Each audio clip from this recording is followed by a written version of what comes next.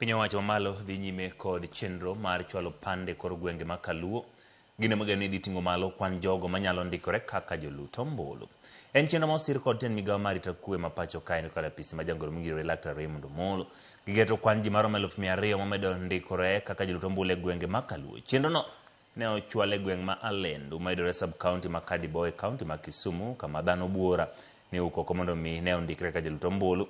Nyaka sani oseyangore ni kwan oganda Luo mathoth onge kod opande.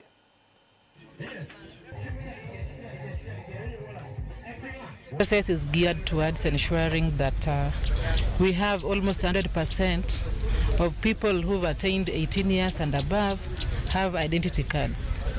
And this is as a result of trying to improve on the numbers that have been low as a result of those who find it very difficult to travel from distances within the villages to the Huduma centers or to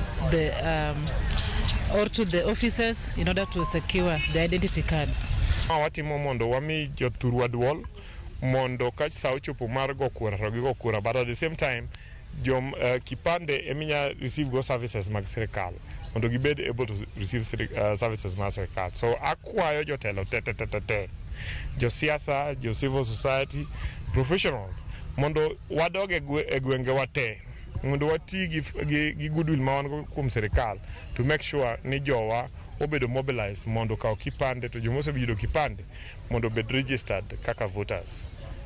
Koro sani endi iyudo ka sirikal mar broad based osewuok oko kendo oketo resources mondo neni atamalo mane wantiere ma 38%, 40% wadhiro mwachomo wadwani wachop kata 60.